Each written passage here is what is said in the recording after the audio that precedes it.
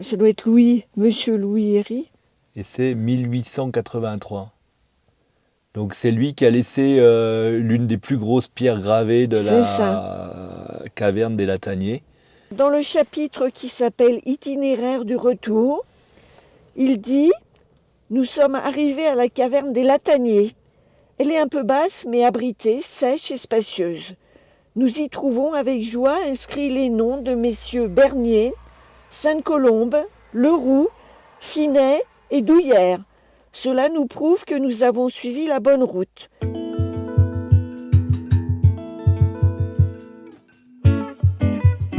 Le meilleur passage pour aller à la caverne des Lataniers, c'est de prendre la piste DFCI.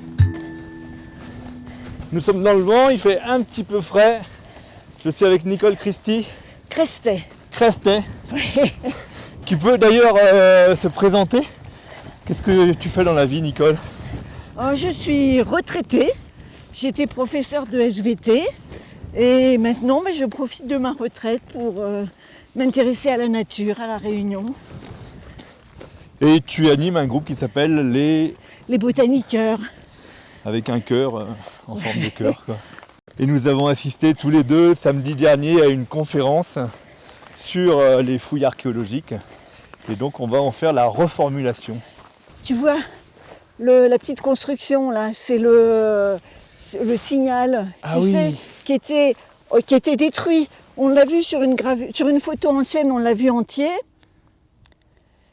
Et ça, c'est dans les documents qu'on nous a projetés. Ça, c'est le géologue Lacroix qui avait demandé à ce qu'on fasse un repère.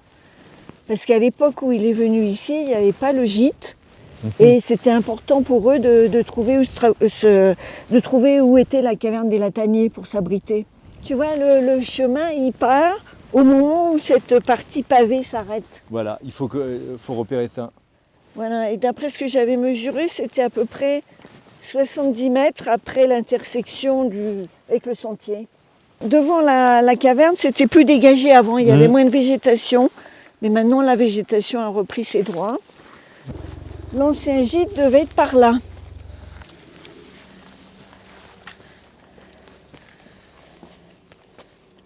Nous y voilà donc. Voilà, bienvenue. Bienvenue. Et alors, il reste encore une pierre gravée ici.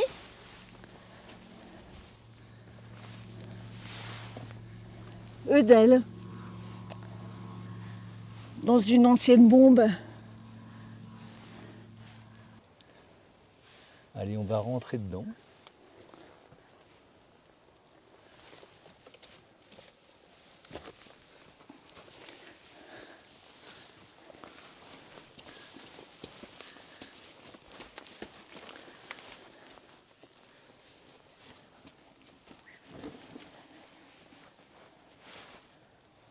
Donc c'est là où ils pouvaient passer la nuit éventuellement.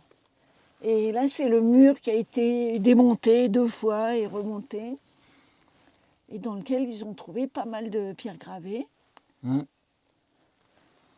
il y a une pierre striée là. Oui, ça c'est peut-être naturel ça.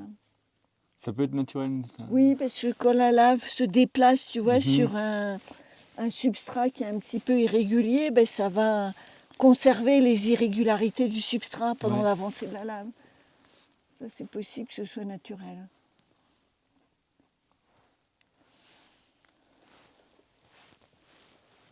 Elle est probablement encore utilisée, cette caverne, non? Oui. Il y a encore des gens qui viennent s'abriter, oui, quand il se met à pleuvoir, par exemple. Pour ceux qui connaissent. Voilà. Il faut vraiment connaître, on ne la voit pas du tout dans le paysage. Il y a une certaine solidarité parce qu'ils ont laissé du bois pour le prochain qui arrive. Oui. Donc il sera capable de faire un feu. Le bois sera sec, oui. Voilà, même s'il pleut dehors, il sait qu'il pourra au moins se réchauffer un petit peu. Alors il faut faire attention de ne pas se cogner la tête, sans doute.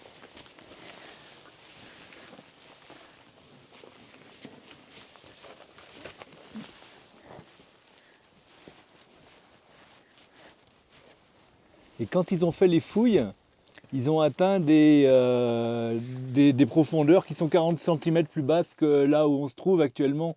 Il y a un chiffre qui m'a marqué, c'est quand ils parlent, bon, avec une marge d'erreur très grande, Mais de 1662 à 1835, des petits bouts de charbon qu'ils ont trouvés Oui, assez en profondeur. Donc le grand mystère, ça serait de savoir qui sont les premiers à être venus ici. Est-ce que c'est Manzac? Parce que Manzac, Charlotte Rabézal en parlait l'autre jour. Lui, c'était un marron. C'était un marron, mais ils n'ont pas trouvé du tout de vestiges de marron ici. Et c'est vrai que les marrons n'allaient pas laisser leur carte de visite. Bien sûr. Mais le premier à avoir laissé sa trace et qu'on a retrouvé aujourd'hui, c'est peut-être Paul Herrmann. Ah non, c'est pas le premier, non, C'est non. pas le premier. Héry, il est plus ancien. Héry est plus ancien. Oui, et puis il y en a peut-être d'autres avant Héry. Peut-être qu'on pouvait rentrer une dizaine de personnes ici, Oui, quoi. oui, oui. Puis tu vois, il y a les petites niches pour mettre ses affaires, là. Tu crois qu'elles sont artificielles, ces niches, que c'est des, Ah ben, je pense des gens que qui c'est... ont Oui. creusé? Ah oui, je pense, oui. D'accord.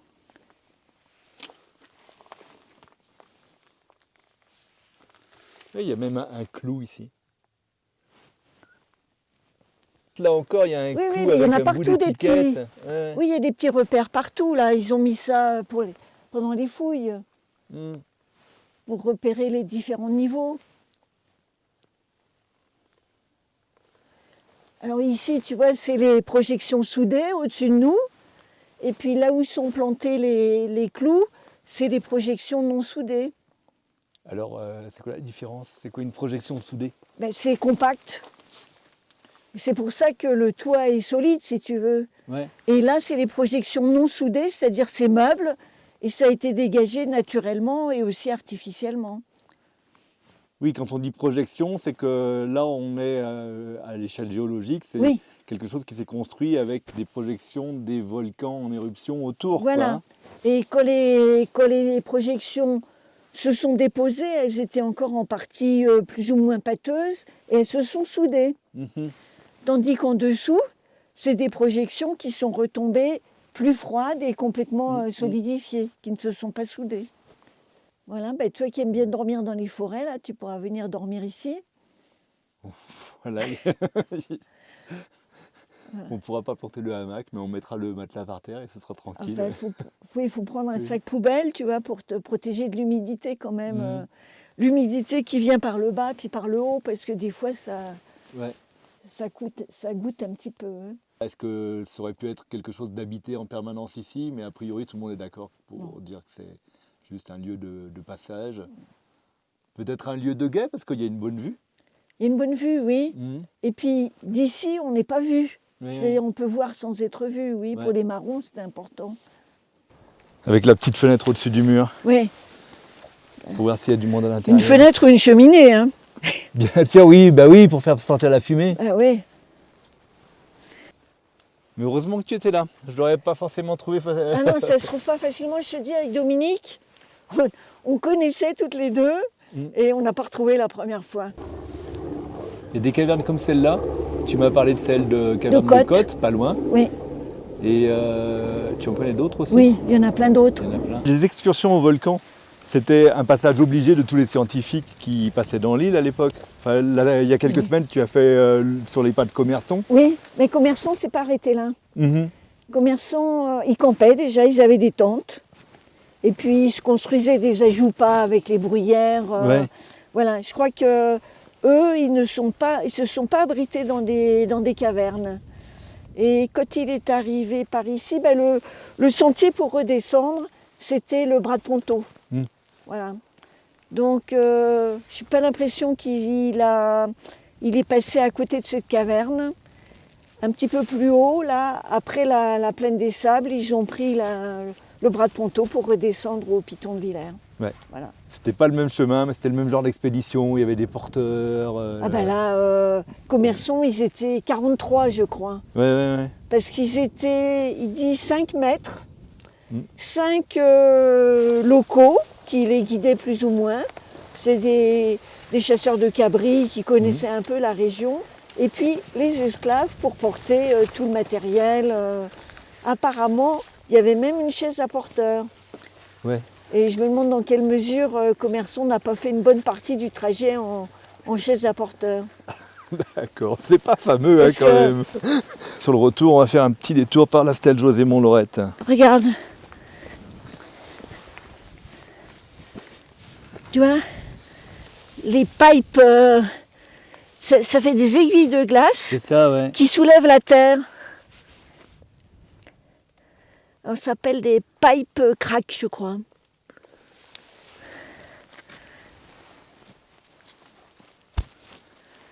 C'est la preuve qu'on est descendu en dessous de zéro cette nuit. Oui, à cet endroit. Bah, regarde là, t'as plein de gel ici. Tu vois, pour récupérer de l'eau. Tu fais fondre ça le matin, là, tu les récupères, tu fais fondre et t'as de l'eau. José-Mont-Lorette, c'était qui? C'était un guide. C'était un guide et je crois qu'il avait perdu ses clients. Et en allant les chercher, il s'est épuisé, il est mort de froid. Enfin, ça doit être expliqué un peu. Hein.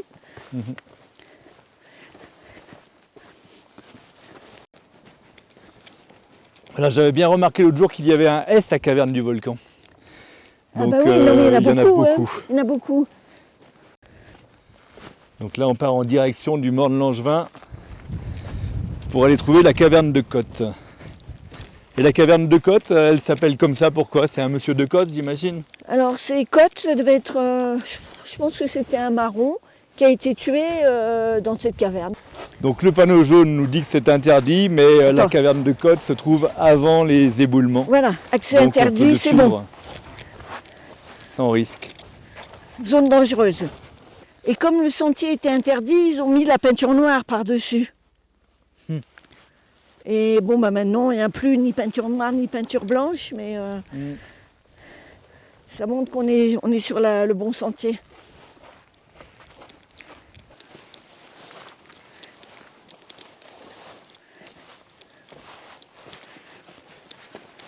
On est arrivé. Il faut le savoir. Regarde comme elle est belle. Avec du gazon.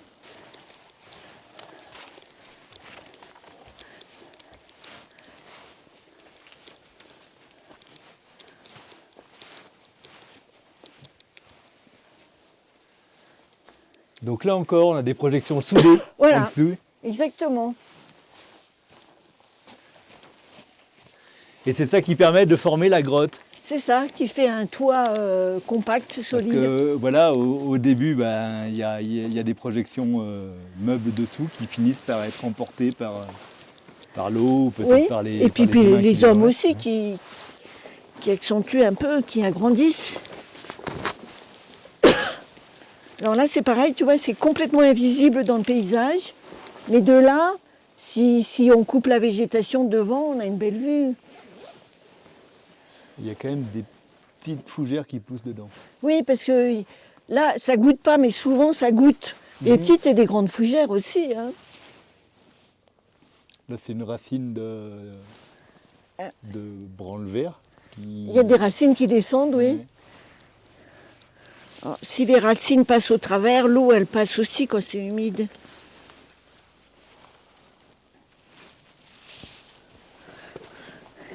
Ils ont fait, à ta connaissance, des recherches un peu archéologiques, des espèces d'exploration. Oui, ben Ici. oui, Jean Perrin a dû faire des trucs un petit peu superficiels avec Pégou, tu vois. Là, par exemple, tu as une montre d'époque. Oui, bien sûr. Et à chaque fois, il y a quelques bouts de bois séchés. Alors, Ouais. est-ce que c'est la personne qui prévoit de revenir et de se dire la prochaine fois que je C'est ça viens, j'aurai ou- mon bois? Oui.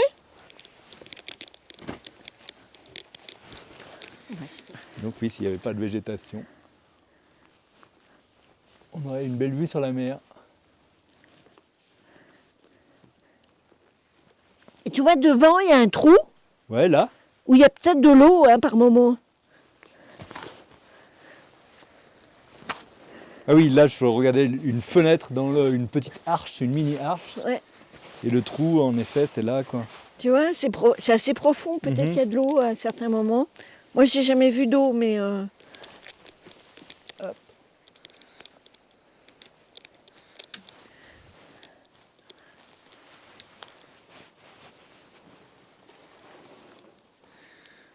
Ouais, le trou donne sur une ravine ensuite qui descend, quoi. Oui.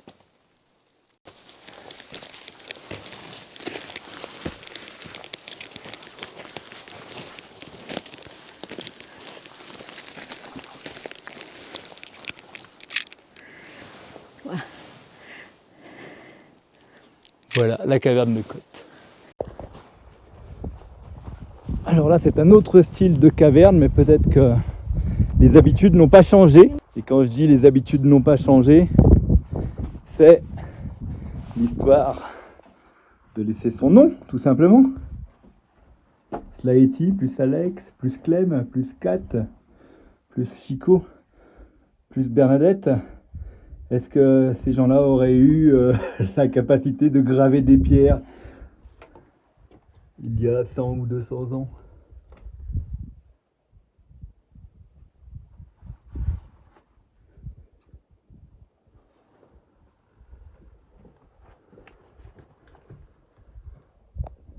Le passage, et je n'arrive pas à lire la suite. Un archéologue peut-être le fera pour moi dans quelques années. Après, il y a des prénoms. Ah oui, David. Maëva, tu m'as manqué. On t'aime. Voilà, les descendants des cavernes, c'est les kiosques. Bah, tu vois, les copines avec qui j'étais samedi, elles disaient exactement la même chose. Elles disaient, bah, c'est les mal élevés qui gravent leur nom dans les kiosques aujourd'hui. Mais c'était la population qui allait au volcan, c'était quand même une population un peu privilégiée à l'époque. Si vous avez aimé cette vidéo de Parallèle Sud, média réunionnais indépendant, partagez-la. Et si vous voulez soutenir la liberté de la presse, faites un don sur notre site parallèlesud.com. L'info est un droit, mais elle a un prix.